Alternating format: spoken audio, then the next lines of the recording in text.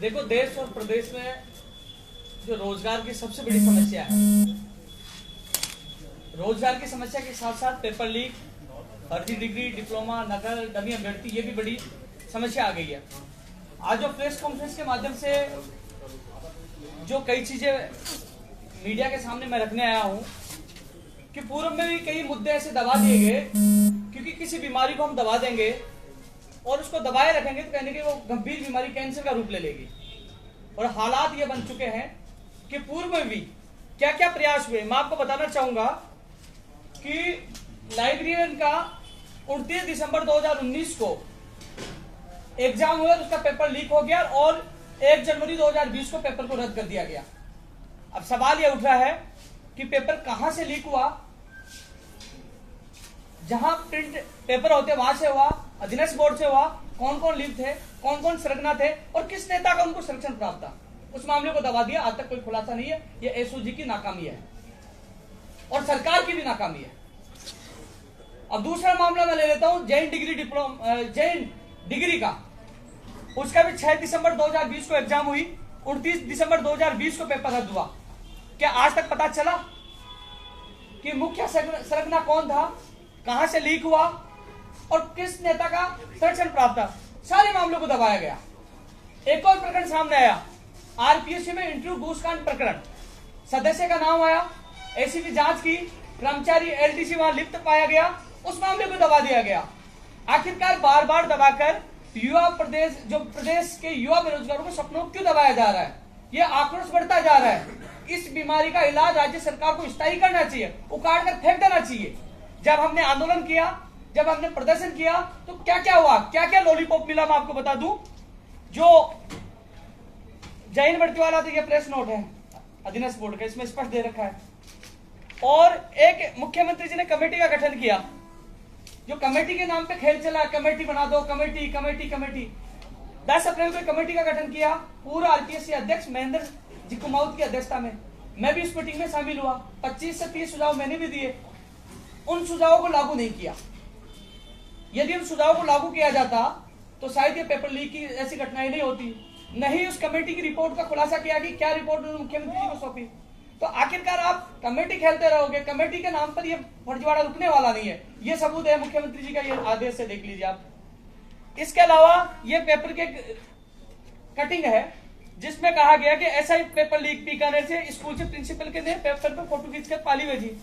एक आदेश जो हमने मांग की थी कि यदि कोई कर्मचारी लिप्त पाया जाता है उसको बर्खास्त किया जाए, और यदि कोई परीक्षा केंद्र लिप्त पाया जाता है तो मान्यता रद्द की जाए। तो सरकार जवाब दीजिए, आपने इनको बर्खास्त क्यों नहीं किया? परीक्षा केंद्र की मान्यता रद्द क्यों नहीं की? क्यों लागू नहीं किया उस नियम को? ये घटनाएं क्यों हो रही है? क्योंकि अपराधियों में बिल्कुल डर नहीं है। मुझे आज भी याद है कि 2018 में जुलाई में मुझे जेल में डाला गया, तो वो राजस्थान पुलिस भर्ती के अपराधी मुझे वहां मिले। उन्होंने कहा कि हमारा उद्योग धंधा है, 5-10 लाख रुपए खर्च करके बाहर आ जाएंगे, हमने करोड़ रुपए कमा लिए। तो कहने के इस उद्योग धंधा में किसी बड़े नेता का हाथ हो सकता है, इसलिए उनको बचाने की कोशिश कर रहे हैं। इसके अलावा जो आरएस भर्ती में घूसकांड प्रकरण हो, उसकी जांच के लिए मैंने अक्टूबर में एक लेटर लिखा था, अगस्त में, 2 अगस्त का, लेकिन इस पे आज तक कोई कार्रवाई नहीं हुई। अभी जो हमने धरना प्रदर्शन किया 14 अक्टूबर से, सीबीआई की जांच, रीट आरएसआई की हमने प्रमुख तौर पर रखी। हमें विश्वास था कहीं ना कहीं एसओजी इस पे न्याय करेगी, लेकिन कानून की घोषणा तो सरकार ने कर दी। 17 अक्टूबर को कानून की घोषणा कर दी, लेकिन उसको लागू नहीं किया आज तक। न उसका अध्यादेश है। सरकार अपना वादा निभाए, जो हमसे वादा किया था कि विधानसभा सत्र में अध्यादेश लेके आएंगे, लेकिन हम इसमें संशोधन चाहते हैं। हम चाहते हैं कि जो अपराधी पाए जाए उनकी संपत्ति जब्त करो। भाई रिश्तेदार थोड़ी लगता है, संपत्ति जब्त करो। अरबों की संपत्ति इन लोगों की होगी जो बेरोजगारों की भर्तियों में काम आएंगे, उनकी संपत्ति जब्त करें और उम्र कैद की सजा का प्रावधान करें। मैं बीजेपी से, जो विपक्ष है, उनसे कहना चाहूंगा कि आवाज उठा रहे हो कि इसमें सीबीआई जांच हो, अच्छी बात है, लेकिन आप ये भी कहिए ना उम्र कैद की सजा करिए। सारे राजनीतिक पार्टी, सारे राजनेताओं को एकजुट होकर बेरोजगारों का भविष्य बचाना होगा, राजनीति नहीं करनी होगी। उम्र कैद की सजा क्यों नहीं होनी चाहिए? अपराधियों में डर क्यों नहीं होना चाहिए? संपत्ति जब्त क्यों नहीं होनी चाहिए? करिए, जेल में डालिए। अपराधियों में डर होना चाहिए। सबसे पहले डर उत्पन्न करना होगा, जेल में डालना होगा। पकड़े जाते हैं, हम न्यूज के माध्यम से, आपके माध्यम से हमें पता लगता है कि 35 लोग गिरफ्तार हो गए। अरे 35 का क्या हुआ? वो छूट जाता है। ये 23 फरवरी 2021 में जो रात को 12:30 बजे राजेंद्र यादव और मंत्री सुभाष गर्ग दोनों मंत्री आए थे, उन्होंने लिखित समझौते में 17 नंबर पे ये मांग है, उन्होंने कहा था कि हम इस पे एक्शन लेंगे। आज तक एक्शन नहीं लिया। ये सारे तथ्य मैं इसलिए रख रहा हूं क्योंकि आज वो एक्शन लेते तो ये कांड नहीं आते सामने, और इसीलिए हमने जो भर्ती परीक्षाओं में पारदर्शिता हो, और इसके अलावा कई ऐसे मामले आ गए, राजस्थान की भर्तियों में बाहरी राज्यों के लोग आ रहे हैं, राजस्थान के अभ्यर्थियों को मौका नहीं मिल पा रहा, भर्तियां अटक रही है, लंबित भर्तियां नहीं हो पा रही है, नई भर्तियां, तो तमाम चीजों को लेकर जो प्राथमिकता तौर पर अब एक चीज जो रीट का जो मामला सामने आया है, माननीय मुख्यमंत्री जी से मैं निवेदन करना चाहूंगा, एक बयान माननीय मुख्यमंत्री जी का चला था कि जो अलवर का जो रेप प्रकरण का जो कांड सामने आया था, तो उन्होंने कहा कि यदि परिजन ये चाहते, परिवारजन ये चाहते हैं कि सीबीआई को जांच दे देनी चाहिए, तो आज प्रदेश का हर बेरोजगार ये चाहता है कि रीट का जो मामला सामने आया है, क्या इसकी सीबीआई जांच दे देनी चाहिए। आज युवा बेरोजगार चाह रहे तो मुख्यमंत्री जी को सीबीआई की जांच दे देनी चाहिए, क्योंकि मुझे नहीं लगता एसओजी जब लाइब्रेरी जेएन डिग्री में कुछ नहीं कर पाई तो सीबीआई की जांच देने में क्या तकलीफ है, क्योंकि जो गलत होगा उसको सजा मिलनी चाहिए। इसके अलावा एक बड़ी समस्या और है कि जो रीट में 50,000 पद बढ़ाने की जो मांग कर रहे हैं, वो बत्तीलाल और भजनलाल के साथी नहीं है, वो युवा बेरोजगार है जो मेहनत कर रहे हैं। कई लड़कियों के फोन आते कि भैया हमें मेहनत करके पढ़ाया, हमें फिर बाद में मौका नहीं देंगे, हमने 3 साल तक मेहनत की है, हमें कोचिंग के पैसे नहीं है, आज हम कहां जाए, क्योंकि पढ़ने वाला बेरोजगारी भी मारा जा रहा है। और जो फर्जी जो पेपर लीक कर रहे हैं वो तो मौज मस्ती कर रहे हैं। ऐसे में उन लोगों की क्या गलती है जो 4 महीने से प्रदर्शन करें, पदों की संख्या बढ़ाई जाए। इसलिए हम मांग करें इस प्रकरण की सीबीआई को भी जांच दी जाए और पदों की संख्या भी 50,000 की जाए। यदि सीबीआई में पाया जाएगा रद्द करना तो रद्द कर दीजिए, सबको मंजूर होगा, लेकिन पदों की संख्या तो बढ़ाई जाए, क्योंकि अब जो विधानसभा घेराव कर रहे हैं सीबीआई की जांच के साथ पद 50,000 करने की मांग भी प्रमुख तौर पर शामिल की जा रही है। यह आंदोलन बड़ा होगा, घेराव होगा, क्योंकि सरकार ये नहीं कहे कि पहले भी हमारे ऊपर आरोप लगे कि ये कर रहे हैं, ये तो उस पार्टी के लखनऊ चले गए, ये चले गए, मजबूरी है हमारी। मैं माननीय मुख्यमंत्री जी की एक बात मुझे बहुत अच्छी लगी, उन्होंने एक बात कही कि सरकार के पास कई प्रायोरिटियां होती है, जब आंदोलन होता है तो हम उन सब प्रायोरिटियों को साइड में रखकर और उन समस्याओं का निस्तारण करने की सोचते हैं कि बेरोजगार आंदोलन क्यों कर रहे हैं, तो इसलिए आंदोलन कर रहे हैं कि मुख्यमंत्री जी आप तक बात पूछे कि जो आपके आदेशों को पाने की कमेटी गोल हो गई, जो आपने जो आदेश दिए कुछ नहीं हो पा रहा, ये तथ्य है, ये आदेश बोल रहे हैं, मैं नहीं बोला, ये आदेश बोल रहे हैं। इसके अलावा जो पाली में गिरफ्तार उनका कुछ नहीं हुआ आज तक, और कमेटी का हमेशा लॉलीपॉप दे दिया जाता है। कई मामले ऐसे हैं जिनको लेकर आज आप लोगों के सामने आए और हमें मजबूरी में विधानसभा घेराव के लिए जाना पड़ा है। कोरोना काल चल रहा है, हमें पता है, लेकिन एक सवाल उठेगा कि कोरोना में ये घेराव क्यों कर रहे हैं। तो मैं बता दूं, आप हर मंत्री का आप देखिए ट्विटर पे, फेसबुक पे आप जाकर देखोगे तो हर जगह वो सभाएं कर रहे हैं। क्या मंत्री सभा कर सकते हैं? आप जेल में डालिए, मुकदमा दर्ज करिए। जब मंत्री सभा कर सकते हैं अपने राजनीतिक हितों के लिए, तो हम बेरोजगारों के भविष्य के लिए विधानसभा घेराव भी करेंगे, आंदोलन भी करेंगे। जितने मुकदमे लगाने लगा दीजिए। आपने हमारे मुकदमा लगाया दौलतपुर थाने में, कोई फर्क नहीं पड़ता, लगा दीजिए। मुकदमों से, लाठियों से डरने वाले नहीं है, क्योंकि आर पार की लड़ाई का ऐलान हमने किया है, क्योंकि युवा बेरोजगारों के सपनों के साथ अत्याचार नहीं होने देंगे। एक सामने आके एसओजी ने कहा कि 1,22,00,000 रुपए कि जो पैसों का जो मामला सामने आया शिक्षा संकुल पेपर लीक करने का, तो सवाल यह है कि 1,22,00,000 तो सब जगह बटे होंगे, कौन को संरक्षण करता होगा, कौन का नेता होगा, उसका खुलासा होना चाहिए। इसलिए सीबीआई की मांग करें, खुलासा किया जाए। एक चीज जो ट्रेजरी थी, स्ट्रॉन्ग रूम था, उसकी जिम्मेदारी किस अधिकारी के पास थी, उसको बर्खास्त करिए, खुलासा होना चाहिए। उसके कनेक्शन किससे जुड़े हुए हैं, किस नेता से जुड़े हुए हैं, ये सारा खुलासा होना चाहिए। कैसे पेपर लीक हो गया वहां से स्ट्रॉन्ग रूम से? फिर ऐसे तो सब बेरोजगार। आज मैं राज्य सरकार से कहना चाहूंगा कि आप सीबीआई को जांच नहीं दोगे, आप निष्पक्ष जांच नहीं कराओगे, तो आप कितनी भर्तियां पारदर्शिता के साथ कराओगे, तो युवा एक बार विश्वास उठ जाएगा, तो हर भर्ती को वो गलत नजर से देखेंगे। ऐसे में आप जांच करवा दीजिए, दूध का दूध और पानी का पानी हो जाएगा। गलत होगा तो रद्द हो जाएगी, गलत नहीं होगा नहीं होगा, लेकिन पद भी बढ़ाने की मांग हम प्रमुख तौर पर कर रहे हैं। इसके अलावा पटवारी भर्ती का अभी हाल ही में जो रिजल्ट आया है, उसके हालात इतने गंभीर है, लोग रो रहे हैं कि नॉर्मलाइजेशन के नाम पर हमारे साथ ठगी होगी, तो उसकी भी जांच करवाइए। आज पढ़ने वाला बेरोजगार अपने आप को ठगा सा महसूस कर रहा है। इन तमाम बिंदुओं की जांच करना अत्यंत आवश्यक हो गया है। इसके अलावा हम मांग कर रहे हैं, एक खेल और बताया जा रहा है जो अधिकतर सुनने में आता है कि ओमार सीट में खाली छोड़कर बाद में पीछे से गोले बनाने का काम चल रहा है। तो हमने कहा कि 5वां विकल्प भी रखा जाए कि यदि कोई 4 खाली छोड़ता है तो उसमें लिखे हमने खाली छोड़ा, अन्यथा माइनस मार के ये भी लागू किया जाए। ये भी मांग हम करें, क्योंकि बीच में कोई खेल नहीं हो। इसके अलावा हमने बायोमेट्रिक की मांग की, हमने वीडियोग्राफी की मांग की। ये सारी चीजें लागू करनी चाहिए, कई महीनों से लागू कर रहे हैं। मांग कर रहे हैं, इनको लागू कर देते तो शायद ये घटनाएं नहीं होती। इसके अलावा एक सबसे बड़ी चीज है, पेपर लीक कैसे होता है। जो मैंने एसआई भर्ती का जो मामला आपको बताया कि परीक्षा केंद्र से भेजा गया, तो हम मांग कर रहे हैं कि परीक्षा केंद्र में जब तमाम विद्यार्थी बैठ जाए, उसके बाद परीक्षा केंद्र पर वो पेपर भिजवाए जाए और जहां पेपर रखवाए जाए उसका लाइव रिकॉर्ड हो, केंद्रों में लाइव रिकॉर्ड हो, रखवाने से लेकर परीक्षा केंद्र तक भिजवाने तक उनके लाइव रिकॉर्ड होना चाहिए, उनका पूरा डेटा होना चाहिए। और परीक्षा केंद्र पर जब विद्यार्थी सारे लोग अंदर बैठ जाएं, परीक्षार्थी, उसके बाद ही पेपर वहां भेजे जाए।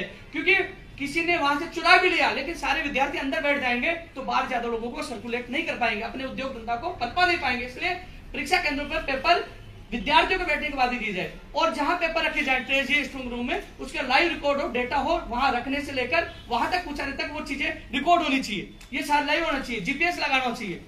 इसके अलावा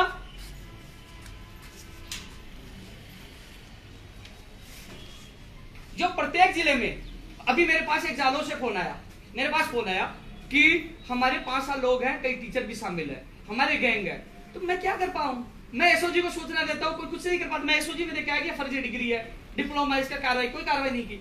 ऐसे में राज्य सरकार को इच्छा शक्ति मजबूत करके पूरे प्रदेश में 33 जिलों में पेपर रोकथाम, पेपर लीक, फर्जी रोकथाम एक सेल का गठन करना चाहिए।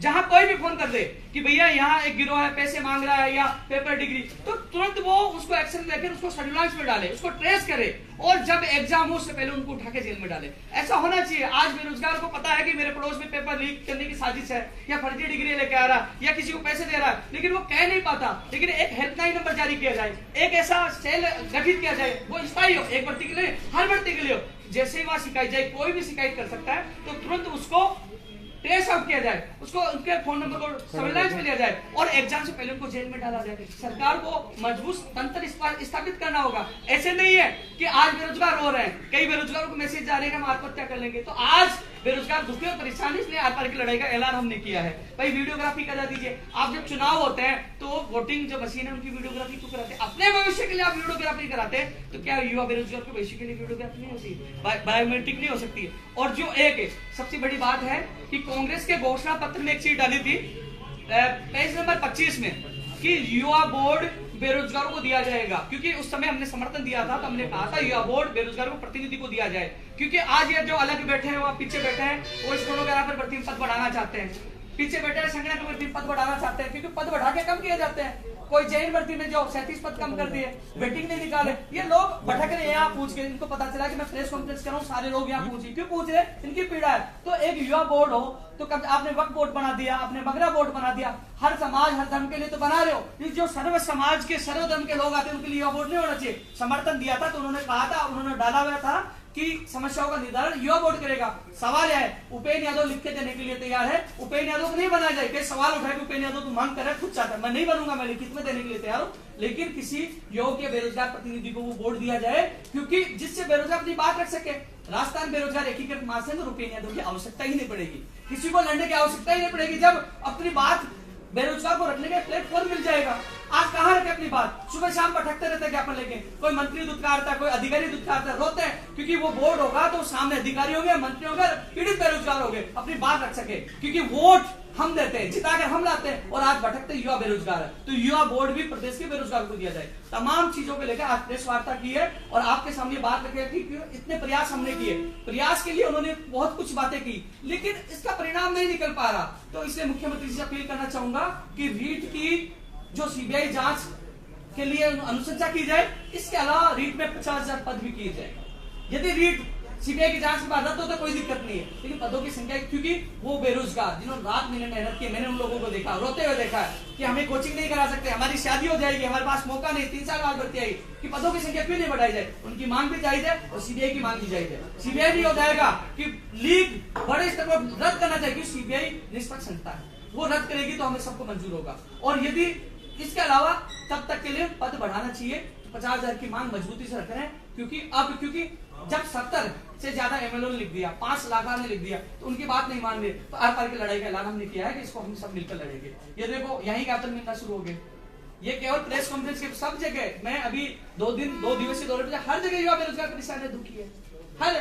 तो ये बड़ा षड्यंत्र रचा जा रहा है, इन गिरोह को जेल में डालना होगा, इन लोगों में डर स्थापित होना चाहिए। डर है नहीं, आप बता दीजिए इतनी भर्ती परीक्षा होगी, इसी में नहीं पूर्ववर्ती सरकार में 2016 में जेल प्रेरी, राजस्थान पुलिस पट्टी 2018 में जब क्लोन के माध्यम से जो ऑनलाइन एग्जाम जो हो गया था, लीक हो गया था। तो ये सारी चीजें हैं। सभी राजनेताओं को राजनीति नहीं करते हुए हमें प्रदेश के बेरोजगारों का सपना, उनका भविष्य कैसे बचाया जाए, इस पर ध्यान देना चाहिए। सीबीआई की जो मांग, हमने 30 तारीख को मुझे गिरफ्तार किया, 5 अक्टूबर को, फिर 14 अक्टूबर को अनशन के दौरान लगातार हमने सीबीआई की मांग दौरान की। लेकिन जब उन्होंने कहा कि एसओजी इसमें निष्पक्ष कार्रवाई करेगी, तो उसके बाद अब हमें लगा कि एसओजी वहां तक तो पहुंच चुकी है, लेकिन एसओजी लाइब्रेरियन का, जयन डिग्री का, अब रीट में ये पता नहीं चल पा रहा कि इसमें मोटा हाथी कौन है, जो 1 करोड़ 22 लाख में से हिस्सा किसका है, इसका पता नहीं चल पा रहा। इसलिए हमने प्रेस कॉन्फ्रेंस करके हमने 9 फरवरी का विधानसभा घेराव का ऐलान किया और आर पार की लड़ाई हम लड़ेंगे।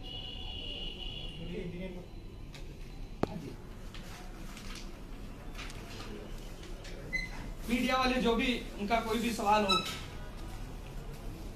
आप पर जो मुकदमा लगा उसको लेकर क्या अपडेट है, वापस मिले उससे? मुकदमे के लिए मैं दौलतपुरा थाना जाके आया था, उन्होंने मुझे गिरफ्तार नहीं किया, और मुकदमों से, लाठियों से, गोली से डरने वाला नहीं, उनसे तो हमेशा सामना ही होता है। लेकिन लड़ेंगे बिल्कुल। इस बार विधानसभा घेराव किया कि मुझे ये भी पता है कि इसको रोकने की कोशिश की जाएगी, लेकिन ये लड़ाई रुकने वाली नहीं है।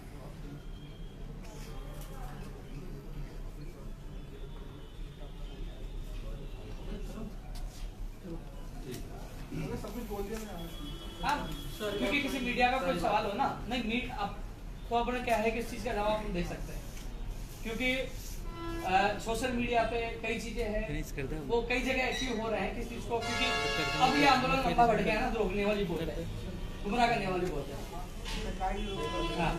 है।